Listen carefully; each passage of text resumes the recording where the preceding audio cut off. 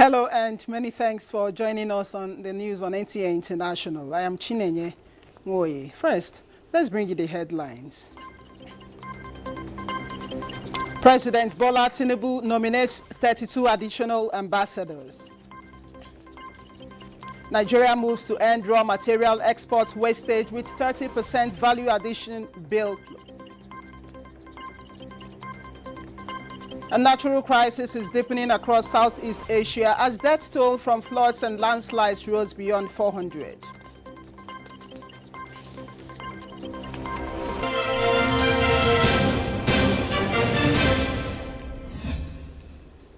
Many thanks for joining us.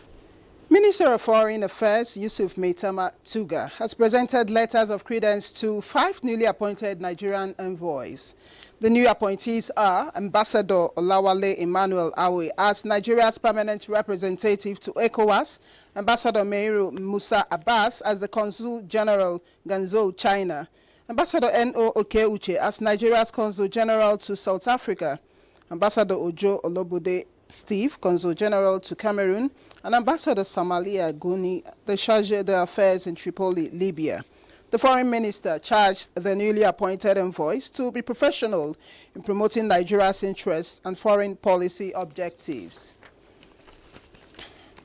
And President Tinubu has welcomed Nigeria's re-election to the Council of the International Maritime Organization, IMO, in Category C for the 2026-2027 biennium, describing the development as a strong endorsement of the country's rising influence in global shipping governance. The election took place on Friday, November 28, during the IMO General Assembly in London, marking Nigeria's return to the 20-member Category C Council after a 14-year absence. In a statement issued by his Special Advisor on Information and Strategy, Bayo Onanuga, President Tinubu said the victory reflects the international community's confidence in Nigeria's commitment to maritime safety, security, environmental protection, and adherence to global regulatory standards. The President commended the Minister of Marine and Blue Economy, Adeboyega Oyetola, staff of the ministry, the Nigerian Maritime Administration and Safety Agency, NIMASA, and the country's diplomatic team for their dedication, strategic engagement, and professionalism that secured the re-election. West and East Africa are facing political crisis. In Guinea-Bissau, as the military seized power and appointed a new prime minister, while in Tanzania, unrest following last month's elections continues to spark tensions. Adobe Obiechina reports. The military in Guinea-Bissau took total control a day before provisional election results were due. President Umaru Sissoko Embalo fled to Senegal. On Friday, General Hotam Natam, the new military leader, appointed Ilidio Vieira Ter, former finance minister, and ally of Embalo as prime minister for 1-year transitional period. Natam urged unity, saying, "The people expect a lot. I hope the junta and the new prime minister will work hand in hand." The takeover has drawn global criticism. The African Union suspended Guinea-Bissau. ECOWAS froze its participation in regional bodies, and the UN condemned the coup as a violation of democratic principles. The EU called for a swift return of constitutional order. Meanwhile, in East Africa, Tanzania grassroots unrest linked to last month's election, where hundreds of protesters were killed. President Samia Suluhu Hassan was declared the winner with 98% of votes, but opposition leaders were jailed or disqualified. Security forces' heavy-handed response has drawn international attention. On Friday, Tanzania Foreign Minister Mahmoud Thabit Kombo urged diplomats to refrain from statements that could disrupt the ongoing inquiry into the unrest. Freedom of expression must be operated within the bounds of responsibility, he said. Political crises in Guinea-Bissau and Tanzania highlighted the fragility of the democratic process in the region as leaders and citizens await clarity, accountability, and stability. Adobe Obiechina, NTA News. Natural crisis is deepening across Southeast Asia as death toll from floods and landslides rose beyond 400.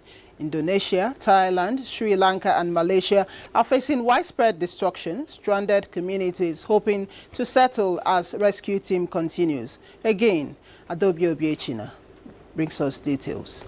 Relentless monsoon rain turned parts of Indonesia's Sumatra island into lethal terrain. More than 300 people are confirmed dead, with over 270 still missing. Roads have been swept away, villages cut off, and whole communities unreachable. Disaster Agency Chief Soharanto says emergency crew are pushing through collapsed routes, while cloud seeding operation continuing in West Samaranta to slow further rainfall. In southern Thailand, floodwater rose to nearly 3 meters in Songkhla province, killing at least 162 people. In Hatayel, the morgue overflowed, forcing hospital workers to store bodies in refrigerated trucks. Prime Minister Ontin visited the region, offered apologies and promised faster cleanup operation within 2 weeks. Malaysia has also been hit hard. More than 6,000 Malaysians trapped in Hatayel have been rescued, while officials in Perlis State confirmed 2 deaths. With water levels now receding in several areas, the scale of loss is becoming clearer, and humanitarian agencies warn that recovery needs will grow sharply in the coming days. In another development, Southeast Asia has been confronted with widespread flooding, the grief that follows another tragedies unfolding across the region. Hong Kong has entered a 3-day mourning period after a high-rise fire claimed 128 lives. Thousands gathered today to lay flowers and offer prayers near the burnt shell of Wang Fort Court in Tai Po, where the building burned for more than 40 hours. White and yellow flowers covered the ground as residents filed past in silence.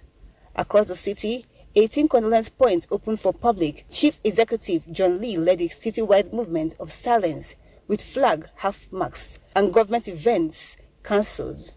China has also ordered a nationwide campaign to identify fire risk in high-rising building. Adobe Obechina, NTA News.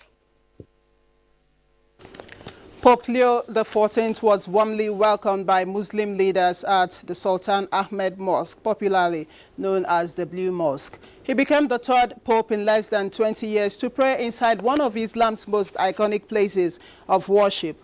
On the 3rd day of his apostolic journey to Turkey, the 68-year-old pontiff made his first ever visit to a mosque since becoming leader of the world's 1.4 billion Catholics. Later the same day, the Pope met with leaders of local Christian communities at the Syriac Orthodox Church of Moefrem in Istanbul. The gathering, described as a symbol of peace and unity, highlighted mutual respect between ancient Christian traditions. The Syriac Church traces its origins back to the apostles. Discussions centered on common challenges facing Middle Eastern Christians, particularly persecution and forced migration. And former President Goodluck Jonathan has just briefed President Bola Tinubu on the outcome of his mission to Guinea-Bissau. The former president was at the State House, Abuja, this Saturday evening. Former President Jonathan, who led the AU-ECOWAS election observation mission to Guinea-Bissau, was held up in the country after the military announced takeover of government control in the process of the presidential election. He returned to Abuja on Thursday. Speaking to our State House correspondent Musbau Dan Wahab after the traditional briefing behind closed doors, former President Jonathan advises the ECOWAS Authority of Heads of State and Government to deploy diplomatic means in engaging the military who have seized control of government in the former Portuguese colony.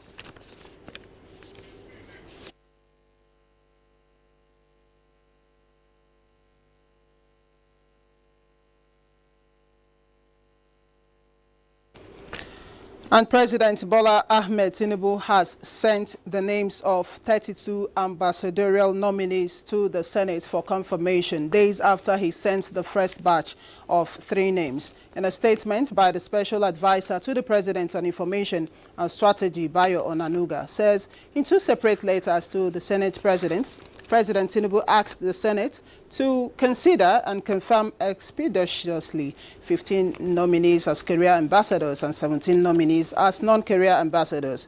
There are 4 women on the career ambassadors list and 6 women on the non-career ambassadors list.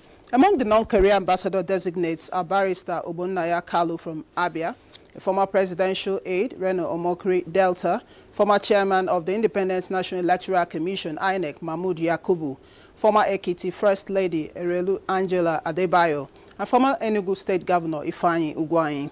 Others are Tasiu Musa Megari, the former Speaker of the Katsina State House of Assembly, Yakubu N. Gambo, a former commissioner in Plateau State, and former Deputy Executive Secretary of the Universal Basic Education Commission, UBEC.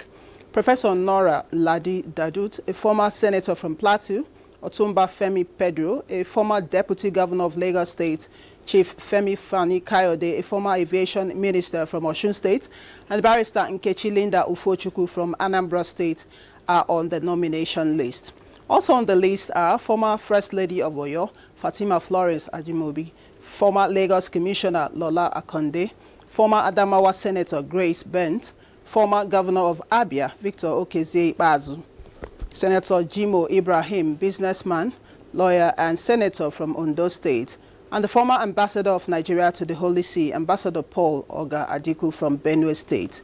Among the nominees for career ambassador and high commissioner designates are Enebechi Monica Okuchukwu, Abia State, Yakubu Nyaku Danladi, Taraba, Maimuna Ibrahim Besto, Adamawa, Musa Abubakar Kebi, Sindov Pebi Ndoni Bayelsa, Chima Jeffrey Leoma David Ebonyi, and Mokolela Adeola Ibrahim Ogun. The other nominees are Abimbola Samuel Ruben Ondo, Yvonne Ehinosen Oduma Edo State, Hamza Mohammed Salau Niger State, Ambassador Shehu Barade Katsina State, Ambassador Ahmed Mohammed Munguno Borno State, Ambassador Muhammad Saidu Dahiru Kaduna State, and Ambassador Latunji Ahmed Sulu Gambari Kwara State, as well as Ambassador Wahab Adekola Okonde Osun State.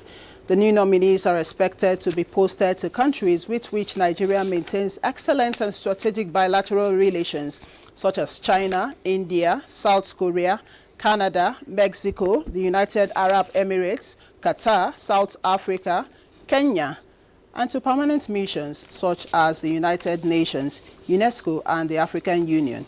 All the nominees will know their diplomatic assignments after their confirmation by the Senate. Last week, President Tinubu sent 3 ambassadorial nominees for screening and confirmation. The nominees were Ambassador Ayodele Oke Oyo, Ambassador Amin Mohammed Al-Hatu Jigawa, and retired Colonel Latif Kayode Are Ogun State. All 3 are in the port for posting to the UK, USA, and France after their confirmation.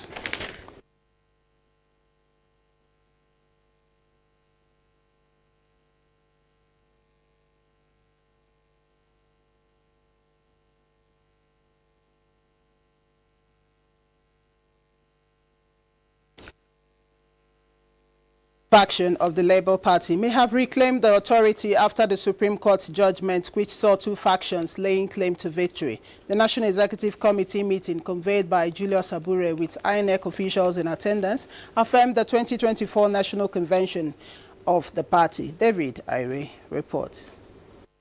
It was 4th of April 2025 when the Supreme Court ruled on the leadership crisis, which had turned the Labour Party into a war zone. The court on one hand ruled that the leadership crisis was an internal issue which should be resolved by the organs of the party, and on the other hand upheld the petition of Senator Nenadi Usman. Then the party became fully factionalized. With INEC fully on ground at this NEC meeting, Julius Abure may have taken full control again, with NEC reaffirming the Nnewi Convention of 2024, which the Nenadi Usman faction has said was not in compliance with the Electoral Act. We have gone through the rough times, as is usual with political associations, and we're emerging out of it under their able leadership. The presence of INEC defines this sitting. It justifies our presence here. This is a renewed drive for reconciliation, and I'm here as a loyal party member to continue to open our arms to embrace new members, existing members, and all members to please come back and reconcile with the party for the national assignments ahead of us. The NEC, after giving approval for the NWC to commence the conduct of congresses at ward, local government, and state levels, also filled the existing vacancies at the national level, with the former publicity secretary of the party and arrowhead of the Apapa-led faction, Comrade Abayomi Arabambi, returning to the mainstream as National Vice Chairman, Southwest. Prince Febo Ruben, Assistant National Organizing Secretary, Barrister Eno Kikawa, Assistant National Women Leader, South. So for those who are in support of this motion, say aye. Aye. Those against say nay. The ayes have it. The party says it is fully back and set for the political games of 2027. In Abuja, David Irie, NTA News. We earlier told you that former President Goodluck Ebele Jonathan has just briefed President Bola Ahmed Tinubu on the outcome of his mission to Guinea-Bissau. The former president was at the State House Abuja this Saturday evening. Former President Jonathan, who led the AU ECOWAS election observation mission to Guinea-Bissau, was held up in the country after the military announced takeover of government control in the process of the presidential election. He returned to Abuja on Thursday. Speaking to our State House correspondent Musbau Dan Wahab after the traditional briefing behind closed doors, former President Jonathan advised the ECOWAS Authority of Heads of State and Government to deploy diplomatic means in engaging the military who have seized control of government in the former Portuguese colony. The winner of that election must be announced. Well, they cannot kick out the military with force, otherwise people will die. But let us know the winner of the election. So what I'm asking the ECOWAS leaders to do is to reach out to the military leadership in Guinea-Bissau. Talk to them. They are human beings. They know the right thing to be done. First, for them to release the opposition man, because the man has not committed any offense. He didn't announce himself as a winner of election. If he has done that, they will say it was a treasonable offense. So there was no reason to arrest him. So they should release that man. Then they should announce the result. And if the military will agree, the person who won the election should be inaugurated as the president of the country. We are tired of this in Africa. We are tired. Every day is negative story, negative story. What happened in Guinea-Bissau? It is not what some people would say palace coup. It was not a palace coup. We know coups. Real coups, palace coups we know in Nigeria. This was not even a palace coup. I was looking for the appropriate word to describe. I couldn't get it. I described it as a ceremonial coup. It was a ceremony conducted by the head of state himself. This is the news on NTA International. We'll take a breather here. There will be more reports when we return. This day.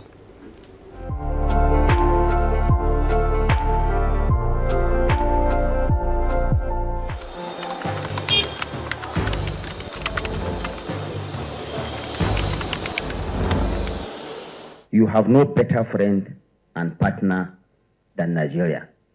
Let this unveiling today be a call to conscience.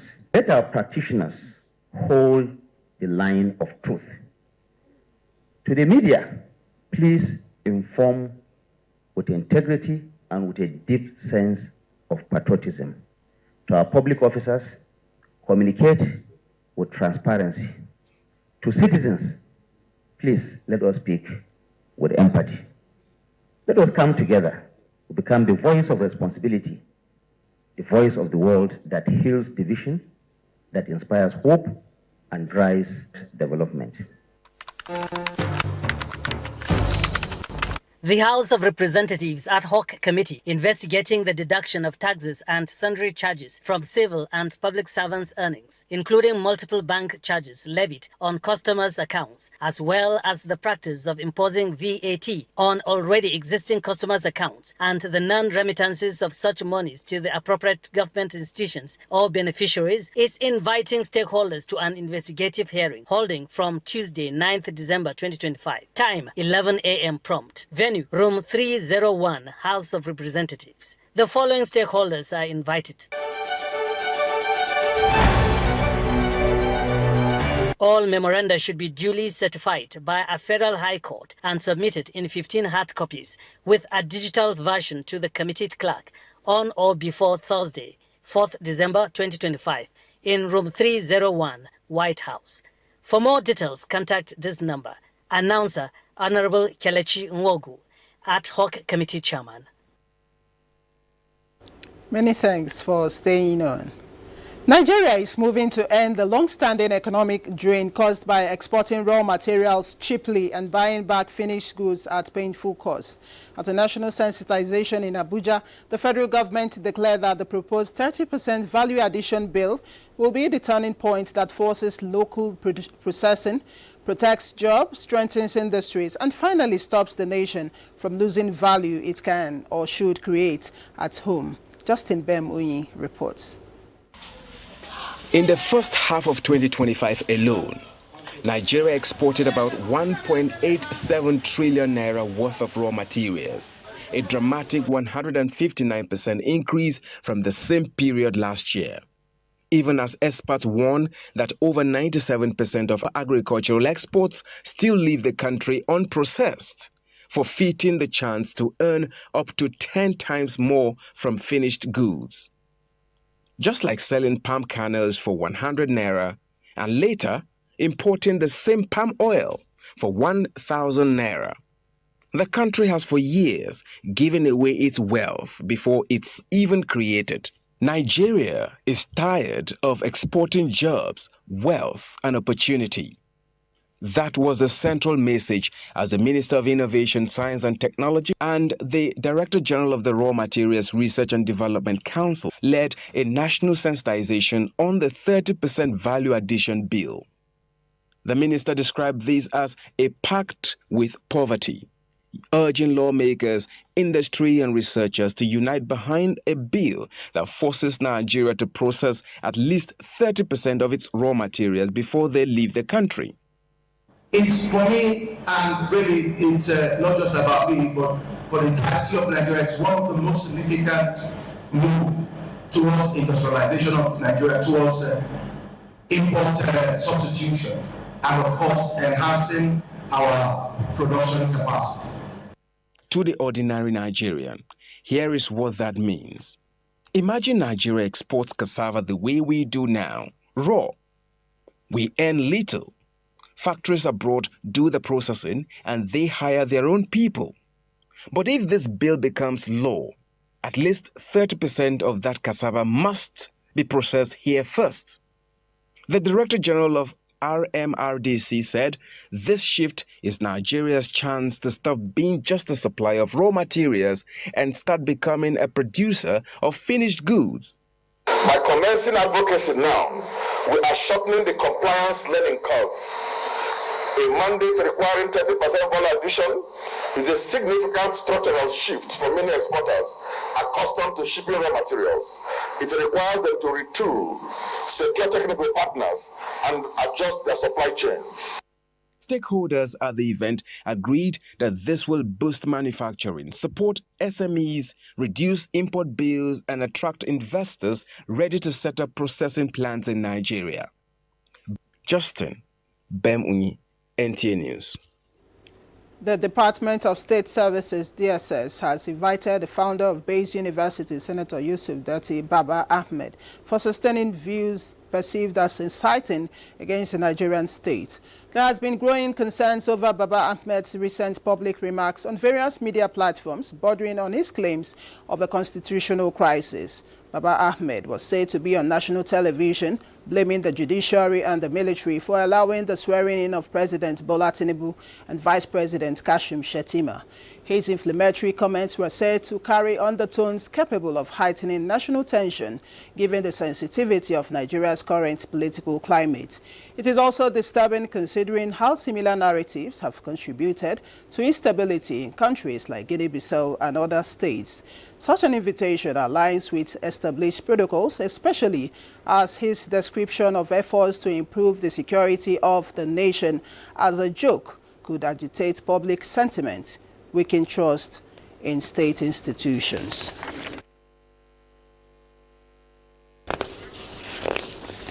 Ahead of the Yuletide, the Federal Roads Maintenance Agency, FEMA, has begun a nationwide implementation of a presidential mandate on safer and motorable roads through Operation Connect to Your Destination 3.0. Flagging off the exercise in Akwa Ibom State, Managing Director and Chief Executive Officer of FEMA, Chukwuemeka Agbasi, says the initiative was crafted to alleviate travel challenges experienced during the Yuletide. Clement Barikui reports.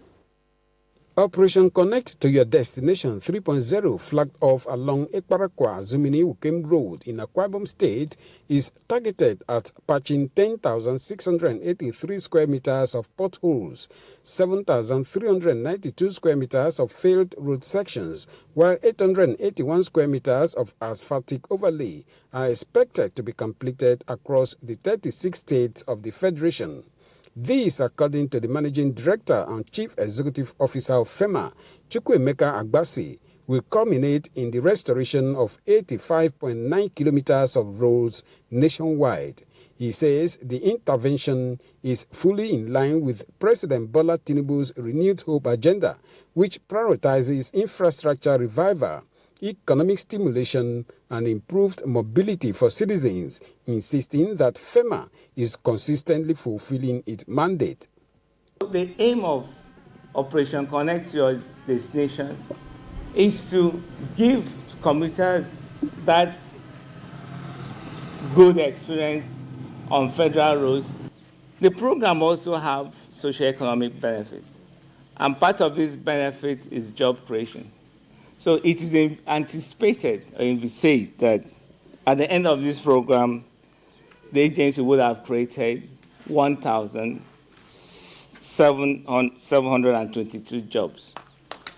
The exercise was witnessed by stakeholders who observe that by tackling critical road failures, enhancing connectivity and improving safety standards, FEMA is playing a defining role in keeping the nation's federal roads motorable. Clement Barikui, NTA News. And this is where we end the news on NTA International. We thank you so much for being a part of it. I am Chinenye Moe.